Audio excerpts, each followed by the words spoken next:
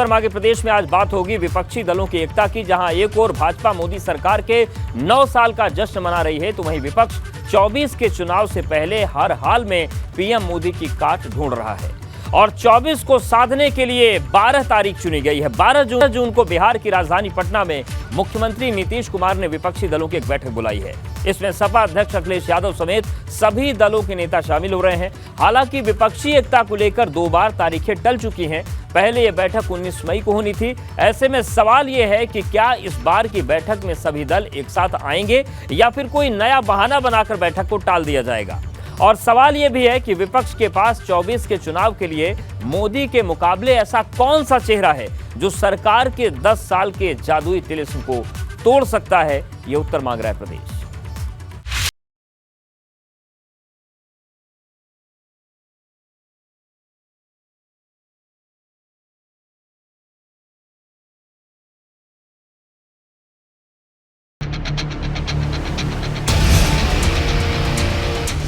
चौबीस के चुनाव का घमासान, पटना में विपक्षी दलों का महाजुटान।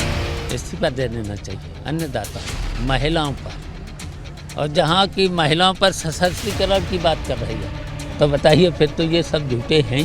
जो कुछ कहेंगे, झूठ कितने बोलते हैं भारतीय जनता पार्टी और सभी को खरीदने का काम करते हैं।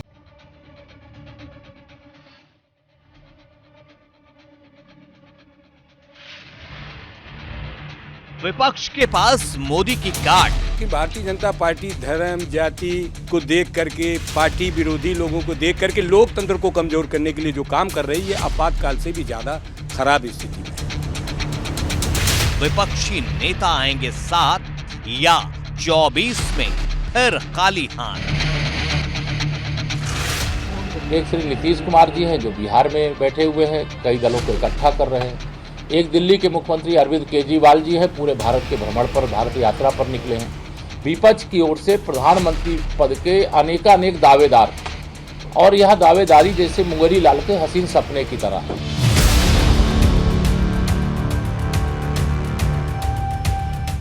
ऐसे ही नीतीश कुमार जी के जनता दल यू के जो भी वोट बैंक है उसे देखेंगे आप, आरजेडी का वोट बैंक देखेंगे, तो मुझे लगता है 0 से थोड़ा बहुत हो सकता है ज्यादा हो। विपक्षी दलों का महामंथन, बीजेपी को हराने की टेंशन। क्या प्लान पटना से मिलेगा बड़ा जनादेश? उत्तर मांगे प्रदेश। तो सवाल यही है कि जो विपक्षी एकता है वो कितनी बेहतर हो पाएगी, और सवाल ये भी है कि चेहरे का जो संकट है क्या उसका कोई विकल्प ढूंढा जा सकता है। ये जो विपक्षी एकता बन रही है और सभी का एक मकसद है, बंगाल से लेकर बिहार तक, दक्षिण से लेकर उत्तर तक जो भी बड़े नेता हैं, कि भाजपा को टक्कर देनी है। इस एकता को लेकर कितने अलर्ट हैं आप लोग? देखिए, विपक्षी एकता खाली एक मात्र ढकोसला है। कोई भी एक उनका कोई कॉमन नेता एक नहीं बना है जो प्रधानमंत्री पद का दावेदार होगा। हर क्षेत्रीय दल अपने अपने राज्य में ताकत रखता है और वो सब प्रधानमंत्री बनना चाहते हैं। ममता बनर्जी प्रधानमंत्री बनना चाहती हैं, चंद्रबाबू नायडू प्रधानमंत्री बनना चाहते हैं, YSR जो आपके तेलंगाना के हैं वो प्रधानमंत्री बनना चाहते हैं, राहुल गांधी प्रधानमंत्री बनना चाहते हैं, अखिलेश यादव प्रधानमंत्री बनना चाहते हैं। तो एका कहाँ है? खाली मोदी जी का विरोध करना ही अगर एका आप मानते हैं तो मोदी जी का विरोध करते रहे। मोदी जी तो एक गरीब का बेटा है, देश के हित के लिए काम कर रहा है। विदेशों में जो है आज भारत की प्रतिष्ठा बढ़ी है, मोदी जी उसका एक बहुत बड़ा कारण है। आज भारतीय जनता पार्टी की जो सरकार चल रही है लगातार 9 साल हो चुके हैं, वो जनता के जनमत के आधार पर चल रही है। और हमने जो है 51% मत प्राप्त करके जो है इस तरह की सरकार हम चला रहे हैं। तो विपक्ष के पास नेता नहीं है, नीति नहीं है और नियत नहीं है। इसके पहले भी हमने गठबंधन दलों का बुरा हाल देखा है। हमने देखा है किस तरह से चौधरी चरण सिंह की सरकार को गिरा दिया गया था। हमने देखा है कैसे जो है चंद्रशेखर जी की सरकार को गिरा दिया गया था। हमने देखा है। लेकिन अवस्थी जी, जब आप अतीत में जा रहे हैं तो अतीत में जब हम जाते हैं तो जैसे चमत्कारिक नेता नरेंद्र मोदी जी है, वैसे इंदिरा गांधी थी। उनके खिलाफ भी विपक्ष एक होता था तो उस वक्त कांग्रेस यही बात बोलती थी, लेकिन इंदिरा गांधी को सबने मिलकर हराया था। कहीं ओवर कॉन्फिडेंट तो आप लोग नहीं हो रहे हैं?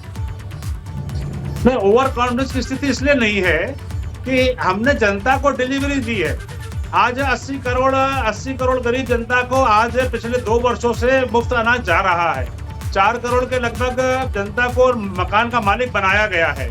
आज करीब 11 ठीक है, नहीं कि आप डिलीवरी दे रहे हैं योजनाओं की, इसलिए आप ओवर कॉन्फिडेंस में ये कह रहे हैं। मनोज काका जी, सवाल ये है कि एकता एक अलग चुनौती है और चेहरा उन सब के बीच से चुन लेना एक अलग चुनौती है। क्या इन सब बीचों के बीच समन्वय विपक्ष का बन पाएगा या बन गया है? अवधेश जी, बहुत बार इस देश के लोकतांत्रिक इतिहास में बहुत बार समन्वय बना और बहुत बार जो लोग डेमोक्रेटिक जिनका चुनाव होता है और डिक्टेटरशिप जो लोग करने लगते हैं, जो चुने तो जाते हैं लोकतांत्रिक तरीके से और कार्य पद्धति उनकी तानाशाही हो जाती है, जिस तरह हिटलर की थी, जिस तरह मुसोलिनी की थी, कमोबेश वही आज इस देश की हालात। 9 सालों में इस देश, जी बिल्कुल, अरे सुन लो, बोलने लगते हो, नहीं, मनोज काका जी ऑडियो की बात कर रहे हैं, आपको टोक नहीं रहे हैं। मनोज काका जी, उनको ऑडियो नहीं जा रहा है, आपको नहीं रोक रहे हैं, आप बात पूरी करिए। मैं जो बात कह रहा हूँ कि कहीं भी जब किसी व्यक्ति का चयन होता है तो उसकी जो जिम्मेदारियां होती हैं उसके प्रति उसका उत्तरदायित्व होता है। आज पूरा देश पूछ रहा है कि 2 करोड़ प्रति साल रोजगार कहाँ है, देश में बेरोजगारी कितना है, भुखमरी क्या है, भुखमरी के हालात में हम बांग्लादेश और पाकिस्तान से भी बदतर हालात में है। आज पूरे देश का युवा सड़कों पर है, केंद्रीय सरकारी नौकरियों में 30 लाख पद खाली है। आज आपने देखा इंडियन एक्सप्रेस पेपर ने क्या लिखा है एक सांसद के खिलाफ, किस तरह से बहादुर बेटियों का दमन किया गया, उनका शोषण किया गया। उस पर जो लोग ये कहते थे कि बेटी बचाओ बेटी पढ़ाओ, जिन बेटियों को ये हौसला देते थे मेडल जीतने पे कि मेरा तो संबंध तुम्हारे घर से, वो बेटियां आज सड़कों पर हैं और उनके साथ अत्याचार करने वाला, उनके साथ छेड़छाड़ करने वाला आए दिन प्रेस करता। तो ये सब सवाल है। मनोज जी ये बता, और जो सवाल आप राहुल गांधी को अपना नेता मानते हैं क्या? आप राहुल गांधी जी को अपना नेता मानते हैं क्या? आप सुन लो, कभी पीडीपी को भी नेता मानने वाले लोग और देश के सारी तरह के लोकतांत्रिक व्यवस्थाओं से सौदा करने वाले लोग हमें नेता मत बताओ। हमारे नेता और देश का चुनाव हो रहा है, देश का चुनाव हो रहा है, देश में तो एक प्रधानमंत्री पद के लिए आपको उम्मीदवार चुनना पड़ेगा। आप नरेंद्र मोदी को नेता मानते थे, लाल कृष्ण नरेंद्र मोदी जी नेता मानते थे माननीय लाल कृष्ण आडवाणी जी को, जिनको किनारे लगा दिया गया। तो तुम्हारा आदर्श हमें नहीं चाहिए। मेरी बात आप सुन लीजिए, उत्तर प्रदेश में भारतीय जनता पार्टी अगर जिस दिन, और देश जी ये पूरा देश जानता, पूरे दक्षिण से भारतीय जनता पार्टी का सफाया हो गया और जिस दिन उत्तर प्रदेश में, पूरे देश में सबसे ज्यादा संसदीय सीट यूपी में है, और जिस दिन उत्तर प्रदेश में भारतीय जनता पार्टी हार जाएगी वो इस देश बिल्कुल, और विपक्षी एकता बनेगी। अवस्थी जी आएंगे, असित जी को भी चर्चा में शामिल कर लेते हैं। असित जी, जो सवाल उठा रही है खासतौर से जो बीजेपी कह रही है कि विपक्षी एकता की बात हो रही है, लेकिन जितने भी क्षेत्रीय छत्रप हैं सभी को प्रधानमंत्री बनना है, तो ऐसे में उनका कॉन्फिडेंस बढ़ा है कि वो आपस में प्रधानमंत्री पद के लिए लड़ेंगे और विपक्ष एक नहीं हो पाएगा। ये स्थिति है क्या? नहीं लड़ेंगे क्षेत्रीय, ये सब बीजेपी का प्रचारित प्रोपेगेंडा।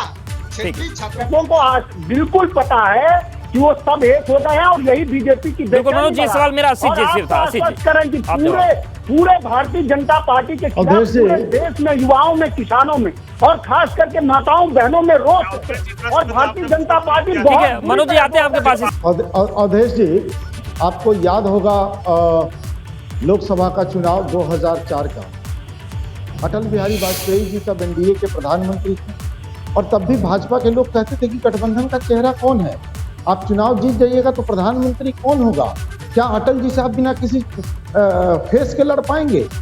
हमने अटल बिहारी वाजपेयी जैसे बड़े व्यक्तित्व वाले नेता के नेतृत्व वाले गठबंधन को पूरी तरह से हराया और उनको ससामान्य पूर्व प्रधानमंत्री के आवास में पहुंचा दिया। कोई चेहरा नहीं था।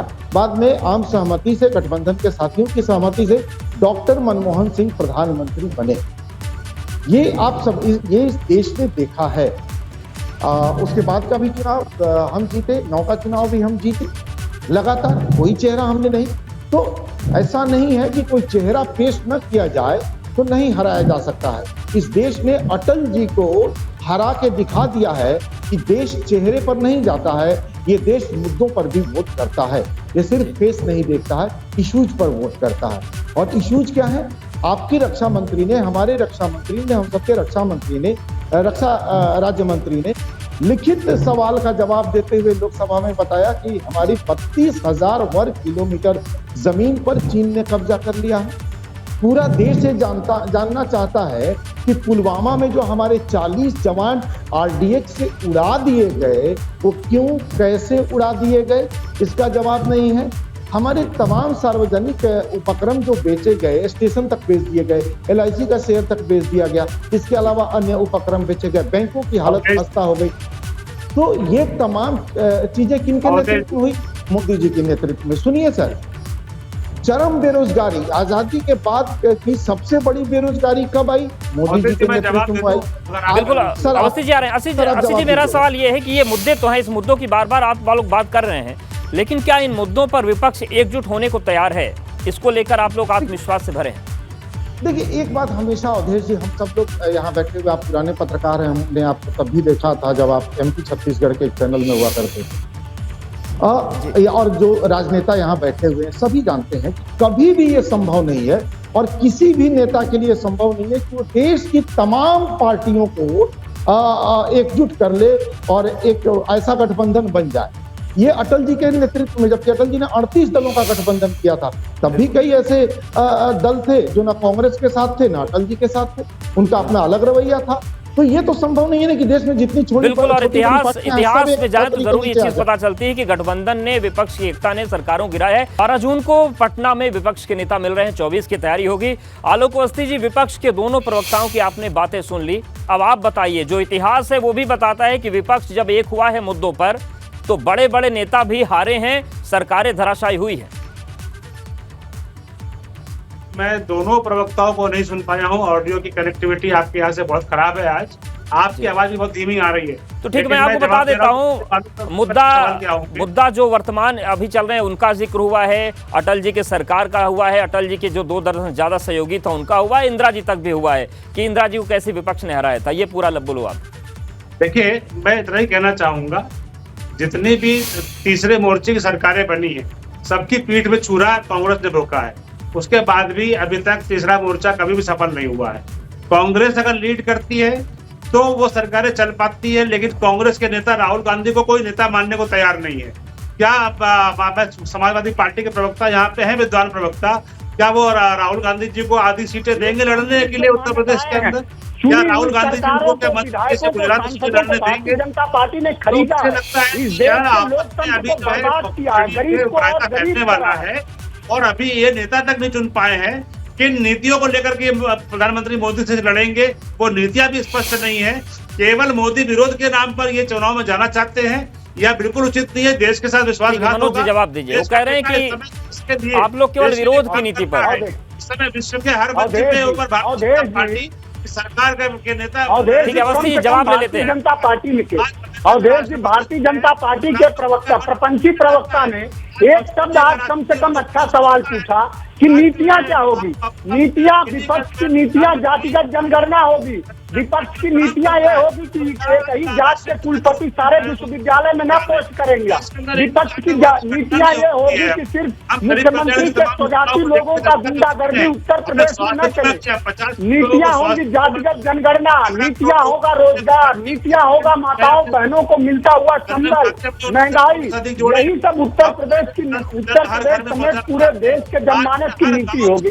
अरे इनसे कहिए चुप हो जाए कि ये क्या झूठ पढ़ते रहते हो, चुप हो जाओ, दूसरे की भी बात सुनो, सब झूठ है, झूठ है, झूठ है, झूठ है। तुम्हें जगह नहीं मिलेगी। टीवी छोड़ के अगर गाँव में जाओगे, टीवी छोड़ के अगर गाँव में जाओगे तो जिस तरह से मीनाक्षी लेखी को लोगों ने दौड़ा लिया उस तरह आप भी दौड़ोगे। वही अब सुनने वाला नहीं है भारतीय जनता पार्टी के बड़बड़ता से पूरे। ठीक है, यानी कि विपक्ष की नीतियां, मनोज जी आपने बता दी। आखिरी रिएक्शन असित जी आपका लेना चाहते हैं। जब विपक्षी एकता की बात हुई थी तो राहुल जी ने कहा था कि राष्ट्रीय दल कांग्रेस है, क्योंकि क्षेत्रीय दल जो हैं उनके क्षेत्रीय हित है, तो ऐसे में कांग्रेस नेतृत्व कर सकती है। तो ये वाली जो सोच है, बैरियर तो नहीं बनेगी विपक्ष की एकता में? भाजपा एक दुष्प्रचार कर रही है तीसरा मोर्चा, ये तीसरा मोर्चा नहीं है, दो ही मोर्चे हैं। नीतियां जातिगत जनगणना होगा, रोजगार होगा, आदिवासी समाज के। मनोज जी आखिरी रिएक्शन ले लेते हैं असित जी का, एकदम वक्त नहीं। असित सर आप पूरा करें। मैंने ये कहा कि देखिए दो ही फ्रंट है ना, तीसरा मोर्चा कहां से आ गया? एक एनडीए गठबंधन है और दूसरा कांग्रेस के नेतृत्व में ये नया गठबंधन शुरू हो रहा है, कोई तीसरा मोर्चा नहीं है सर, भ्रम ना फैले। अवस्थी जी और मोदी, आप कह रहे हैं कि एक मोदी जी से लड़ाई है, किसी व्यक्ति से लड़ाई नहीं। सुनिए ना आलोक जी, आप बोल रहे थे तो मैं सुन रहा था ना, सुन लीजिए, मैं बड़ी आराम से सुनता हूँ। सवाल नेता मानने का नहीं है आलोक जी, सवाल नेता मानने का नहीं है। इस देश की बर्बर हो चुकी और तानाशाही हो चुकी सरकार को गिराने का सवाल है, और उस सवाल पे पूरे देश बिल्कुल, यानी कि विपक्ष ने ये तैयार कर लिया है कि नीतियों के आधार पर एकता होगी। अब देखने वाली बात होगी कि एकता कहां पर जाती है और किस तरीके से 2024 जंग दिलचस्प होती है। आप सभी का बहुत धन्यवाद हमारे साथ जुड़ने के लिए, बातचीत करने के लिए। तो 12 तारीख को पटना में बैठक होगी और कोशिश की जाएगी 24 में एक जबरदस्त जंग हो और विपक्ष सत्ता को पलटे। एबीपी गंगा, खबर आपकी, जुबान आपकी।